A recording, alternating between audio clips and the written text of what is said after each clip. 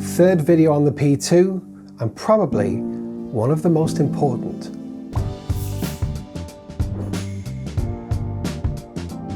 So far, I've made 2 videos on the P2 from Pinter. Firstly, an unboxing, despite DPD's efforts to trash it before it got to me. There does seem to be quite a bit of tape on here. I think DPD possibly had a right good go of it. In that video, I gave my initial impressions and got my first brew on in the P2.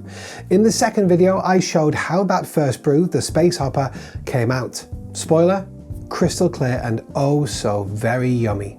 However, now comes the fun part, the cleaning. That said, once cleaned, we can get another brew on, so, you know, you've got to put the time in. And the P2, dare I say, is pretty easy to clean. Now, usually I wash out the Pinter in my bath, purely for the reason that my kitchen tap isn't tall enough. I really do need to get a new tap. When I was just about to start the clean, my lovely wife decided she was getting in the bath, so I was left to struggle on regardless. So very inconsiderate. So very indeed. Hey ho, out came my trusty 2-litre jug from my blender. I did get a little ahead of myself admiring the engraved P2 handle, thanks again for that guys, and placed the P2 into my sink, only to realise when I loaded up the step-by-step animations in the app, which are very good by the way, yeah, I needed to get the handle back on. So with that back in place, unlock the tap and open it completely for the final little flurry of gas, and now it can be removed. Press down on the plate, loved that, and off it pops. Now, the moment of truth. Is the P2 going to continue the massacre of wooden spoons across the country as we try to prise the main cap to start unscrewing? We're going to need to see that again. Now, I am not a strong man. I do not have what you'd call a vice-like grip. Wooden spoons around the world, rejoice. You have been saved. By the way, if you're new to the channel and you're not subscribed, we've plenty more videos coming up over the coming months, both on the Pinter specifically and other complementing systems. So make sure you subscribe to the channel. And also, if you find any of this video helpful, clicking that like button really does help out the channel. Just saying. Now, I noticed as I began to unscrew the main cap that there was a small piece of rubber to the side. That had come away from the back plate, so keep an eye out for that. I'll get some super glue on that later. No, I won't. I'll completely forget about it until the next clean and then the next and yeah, you get where I'm going here. So, main cap off and on to removing the tap. In all honesty, getting that started was harder than unscrewing the main cap.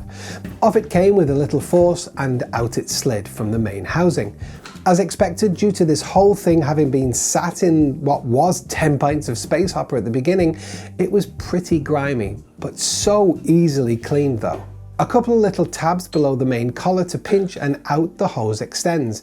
So easy to give all of that a good rinse off with hot water. Now, the instructions state to then reduce the water to a slow flow and then press up against it with the rubber end with the hole to allow the water to run through the hose and out to the end. Just when they say slow flow, they mean slow because,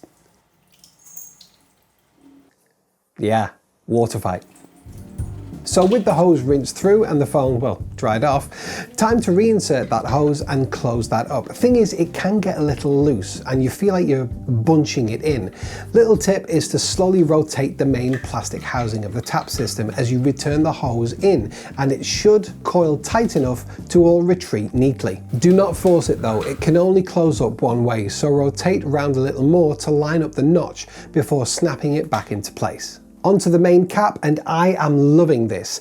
On the original main cap, the conical fitment was completely round the whole way. You know what I mean? Like, you had to really grab hold of it to get it out. I mean, that came out easily, but sometimes you really had to budge it to get it out. The P2 version has recesses at each side, so you can get a finger and a thumb in there and easily separate the two parts for cleaning. Do love that touch.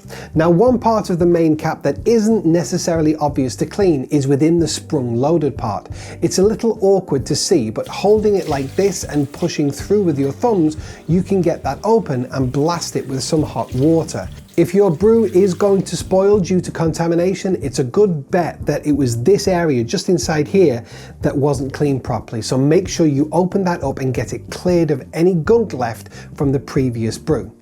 With a final rinse, we're onto the main housing. Turn the new style carbonation dial to off and press in the hopping cap button.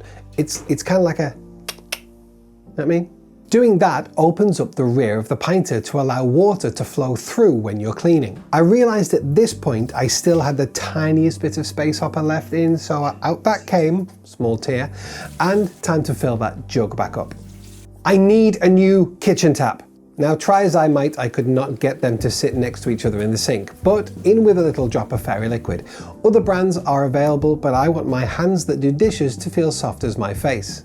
Starting to fill up the pinter with the hot water, and if I lift it up, you can see that with that hopping cap open, the water can run freely out of the back, cleaning out that part too. Fill up a little more and hold it there. What I'm going to use in the pinter now to help clean it out sparked quite a discussion on one of the pinter groups on Facebook. Some saying it would damage it, some saying it's non-scratch, so it'll be fine. That's what it's designed for. The reason I first ever used one of these was purely for that reason, non-scratch. It's designed not to abrade. Good word. This is not advice provided by Pinter, but in my experience with the amount of brews I've done in the P1 so far, and I've had it for well over a year and brewing pretty much almost all the time, this guy worked perfectly with no problems whatsoever. So who am I talking about? Scrub Daddy, that's who. We've a load in our house, and this one is my dedicated pinter cleaner.